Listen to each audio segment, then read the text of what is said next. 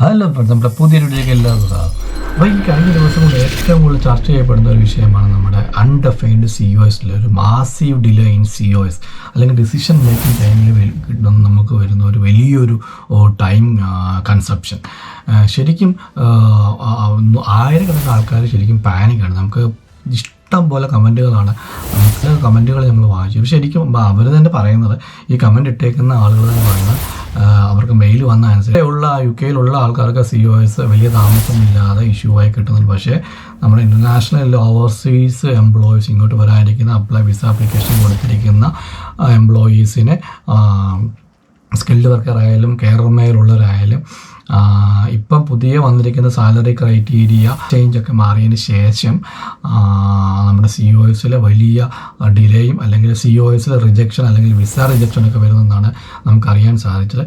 അത് നമുക്ക് എത്രത്തോളം സത്യമാണെന്ന് നമുക്കറിയാൻ പറ്റത്തില്ല. ഇപ്പം നമുക്ക് പറയാൻ സാധിക്കുന്നത് COSൻ്റെ ഒരു ഡിലേ എന്ന് പറയുന്ന ഒരു മാസീവ് ഡിലേ തന്നെ ഒബ്സർവ് ചെയ്യാൻ സാധിക്കുന്നുണ്ട്. ഇതിന് മെയിനായിട്ട് 3 കാരണങ്ങളാണ്. ആ 3 കാരണങ്ങൾ ഞാൻ പറയാം. അതിന് മുമ്പ് തന്നെ തരുന്ന ഒരു ഇൻഫർമേഷൻ പറയാനുള്ള, ഈ കഴിഞ്ഞ ദിവസങ്ങളിൽ നമ്മുടെ ഗവൺമെൻറ് സൈഡിൽ നിന്ന് ഒരു ഇൻഫർമേഷൻ നമുക്ക് ലഭിച്ചത്, COS ബാക്കിയുള്ള കാര്യങ്ങളെ നമ്മുടെ എംപ്ലോയറിൻ്റെ സൈഡിൽ നിന്നെല്ലാം ഓക്കെ ആണ്, എംപ്ലോയറുടെ സൈഡിൽ നിന്നെല്ലാം ഓക്കെ ആണെന്നുണ്ടെങ്കിൽ, വേറെ പ്രശ്നങ്ങളൊന്നും ഇല്ലെങ്കിൽ എത്രയും പെട്ടെന്ന് തന്നെ വിസ ഗ്രാൻഡ് ചെയ്ത് നൽകാനാണ് നമ്മുടെ ഗവൺമെൻറ്റിൻ്റെ സൈഡിൽ നിന്നുള്ള ഇൻഫർമേഷൻ വന്നിരിക്കുന്നത്.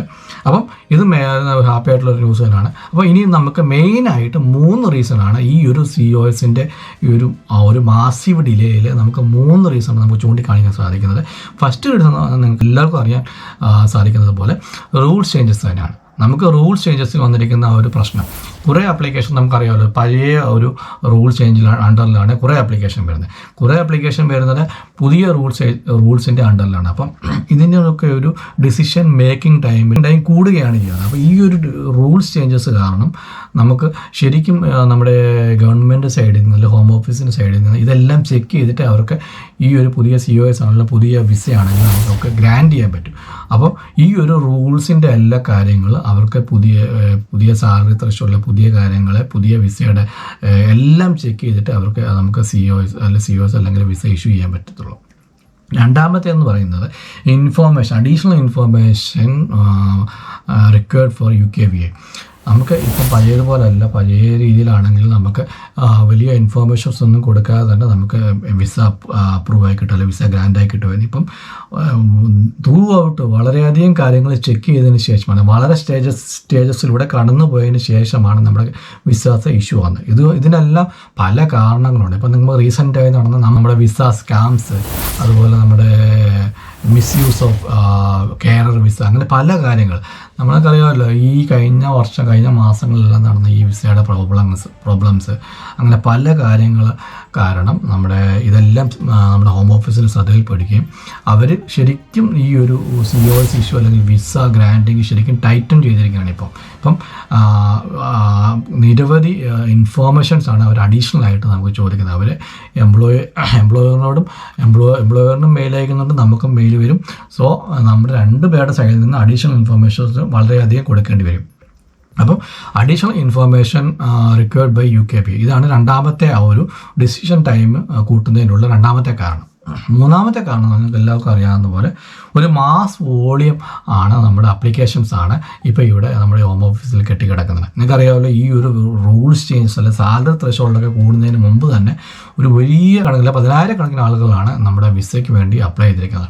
അപ്പോൾ അതുകൊണ്ട് തന്നെ ആ ഒരു മാസ് വോളിയമാണ് നമുക്ക് ഇപ്പം ഹോം ഓഫീസിൻ്റെ സൈഡിൽ പെൻഡിങ് ആയിട്ടുള്ളത്. സോ അതുകൊണ്ട് തന്നെ ഇതെല്ലാം നമ്മുടെ COSനെ അല്ലെ വിസ ആപ്ലിക്കേഷൻ അല്ലെ ഡിസിഷൻ മേക്കിംഗ് ടൈമിനെ എല്ലാം വിസ ഡിസിഷൻ ഡിലേ നമുക്ക് വരാൻ ചാൻസ് ഉണ്ട്, ഡിസിഷൻ മേക്കിംഗ് ടൈം കൂടാൻ ചാൻസ് ഉണ്ട്, COSൻ്റെ ഇഷ്യൂസ് ടൈം കൂടാൻ ചാൻസ്. നിങ്ങളെല്ലാം മെൻ്റലി നിങ്ങൾ പ്രിപ്പയർഡ് ആയിരിക്കും. നമ്മുടെ ഒരു COS അപ്ലൈ ചെയ്ത് കഴിഞ്ഞാൽ നല്ല രീതിയിൽ നമുക്ക് മാസ് ഡിലേ തന്നെ വരുമെന്ന് നിങ്ങൾ മെൻ്റലി പ്രിപ്പയർഡ് ആയിരിക്കും. അപ്പോൾ നമ്മൾ കമൻറ്റുകൾ കണ്ടിട്ട് 6 മാസമൊക്കെ ആയിട്ട് COSന് വെയിറ്റ് ചെയ്യുന്നവരുണ്ട്.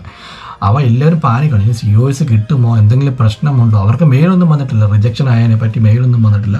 പക്ഷേ യാതൊരു അൺഡെഫൈൻഡ് COS ഡിലേ ആണ്. എന്തുകൊണ്ടാണ് ഇത്രയും മാസം നമുക്ക് ഈ ഒരു COS ഡിലേ ആകുന്നത്? എല്ലാവരും പാനിക്കാണ്. സോ ശരിക്കും ഇടുന്ന എല്ലാം ഓക്കെ ആണെന്നുണ്ടെങ്കിൽ നിങ്ങൾ COS നിങ്ങളോട് യാതൊരു ബന്ധമില്ല, എംപ്ലോയറാണ് ഇതിൽ ഇഷ്യൂ ചെയ്യേണ്ടത്.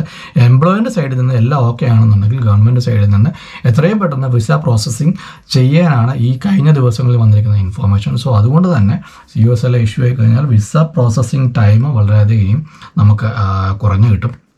സോ ഇപ്പോൾ നിങ്ങൾക്ക് അറിയാമല്ലോ, ഇപ്പോൾ 6145, 6146 കെയർ മേഖലയിലുള്ള കെയറർ വിസയ്ക്കൊക്കെയാണ് ഏറ്റവും കൂടുതൽ ഇഷ്യൂസ് നമ്മുടെ, എസ്പെഷ്യലി ഫ്രം ഇൻ്റർനാഷണലി അല്ലെങ്കിൽ ഓവർസീസ് ആൾക്കാർ, നാട്ടിൽ നിന്ന് വരുന്നവർക്ക് ആണ് ഈ ഒരു ടൈം ഡിലേ കൂടുതൽ കാണിക്കുന്നുണ്ടിരുന്നു.